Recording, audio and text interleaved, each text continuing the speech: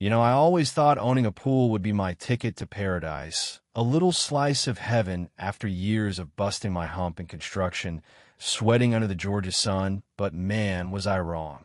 The real headache wasn't the skimmer baskets or the chlorine bills. It was my neighbor, Linda, the self-appointed queen of our cul-de-sac, turning my backyard into her personal resort. Her and her crew of loudmouth friends, sneaking in, splashing around, leaving my deck looking like a frat party crime scene. I'd had enough. And let's just say, I found a way to make her regret every uninvited dip, a way that left her screaming and her hair looking like a Halloween wig gone wrong. I'm Jake, just a regular guy who saved up for years to buy this house in a quiet little subdivision outside Atlanta, brickfront, wraparound porch, and a pool that sparkled like a sapphire when the light hit it just right. After 15 years hauling rebar and pouring concrete, this place was my reward, my family's oasis me, my wife Sarah, our 2 kids, splashing around on weekends, burgers on the grill, cold beer in my hand. It wasn't some fancy estate, but it was ours, every inch of it, paid for with my own calloused hands. Then Linda moved in next door, and peace went out the window faster than a kid cannonballing into the deep end. Linda wasn't just any neighbor, she was the neighbor, the kind you hear horror stories about, but pray you'll never meet. Mid-40s, hair, dyed a shade of platinum that screamed box dye. Voice like a megaphone crossed with a yapping chihuahua. She'd been on the HOA board years back, got kicked off for bullying half the street, but still strutted around like she owned the place, clipboard in one hand, iced coffee in the other, ready to lecture you on your mailbox color or how your grass was half an inch too long.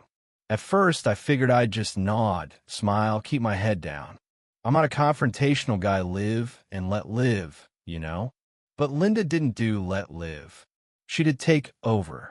It started small, wet footprints by the pool when I got home from work, a stray towel that wasn't ours, the faint smell of drugstore perfume hanging in the air.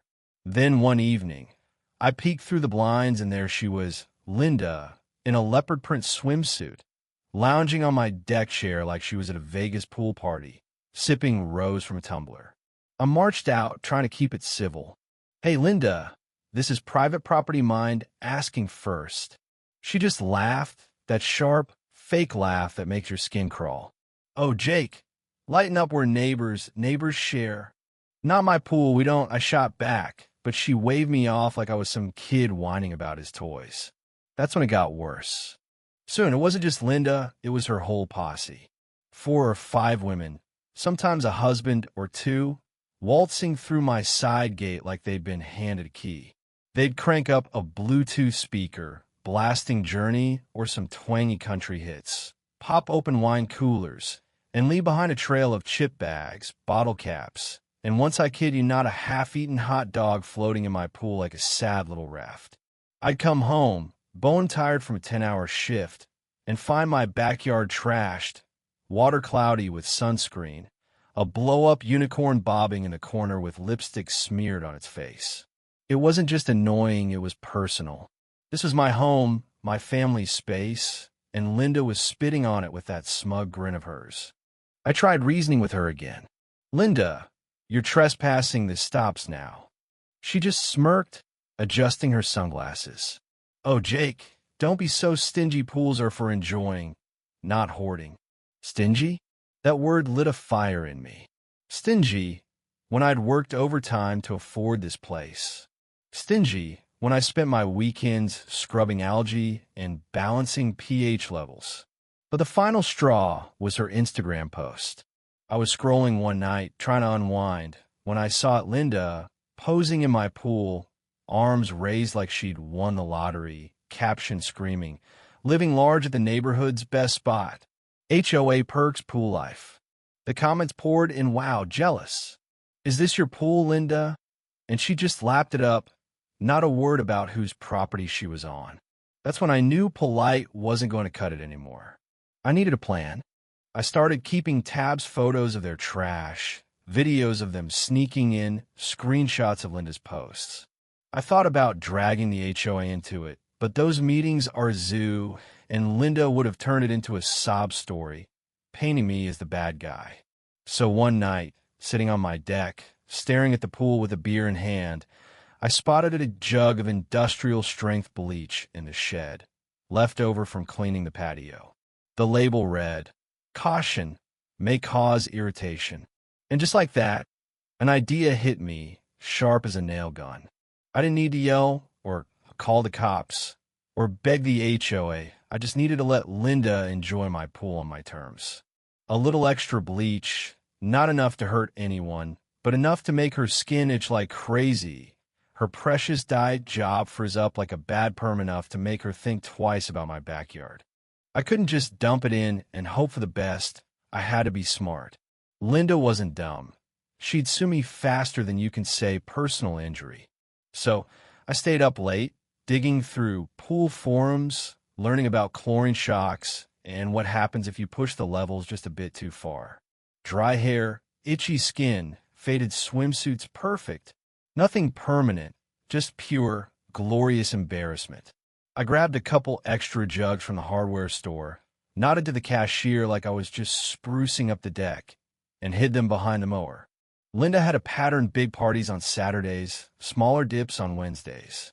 I picked a Saturday, set up my security cameras to catch every second, and waited. Friday night, after the kids were asleep, I crept out with 3 jugs of bleach. The moon was high, the pool glowing like a trap waiting to spring. I poured them in slow, watching the chemicals swirl into the water, invisible but deadly to Linda's ego. I stirred it with the pool net, the sharp smell burning my nose, and whispered, "Spa day's coming, Linda." The next morning, I played it cool, mowed the lawn, took the kids for donuts, acted like nothing was up. By noon, the cameras caught it all. Linda strutted in, tote bag swinging, followed by her usual crew, 3 women, all giggles and wine.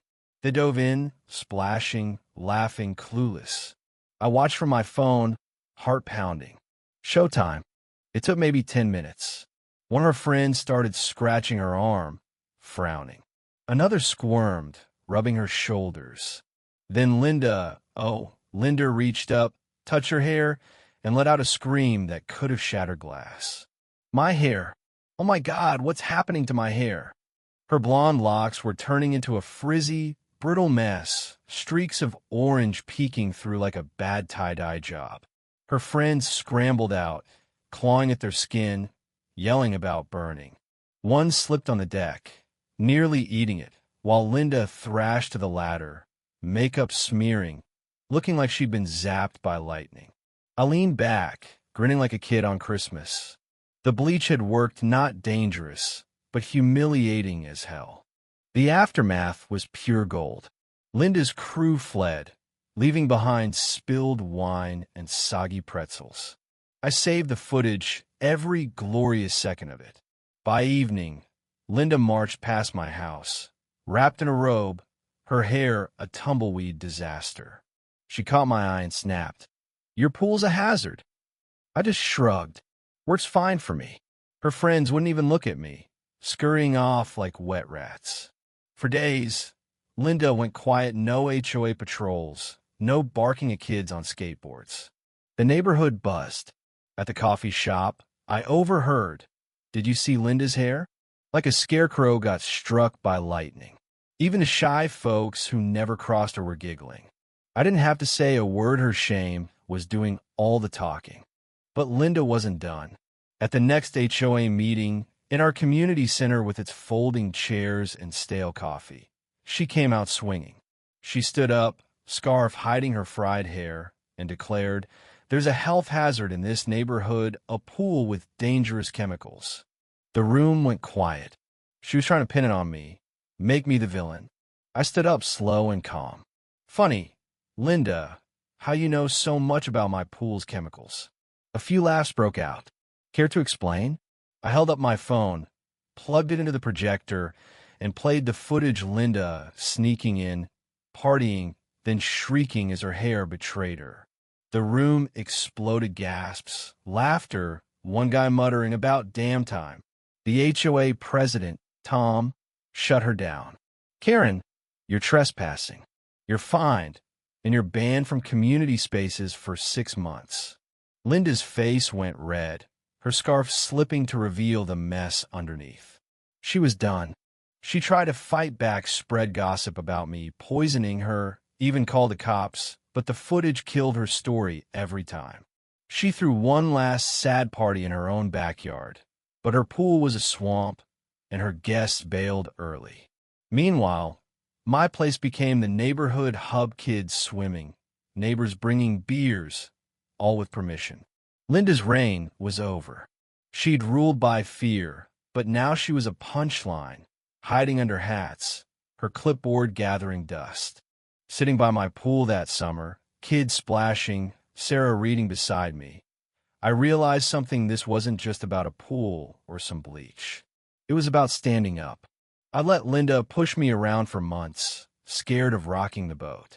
But when I fought back, not with fists, but with smarts, everything changed. The neighborhood wasn't hers anymore. It was ours.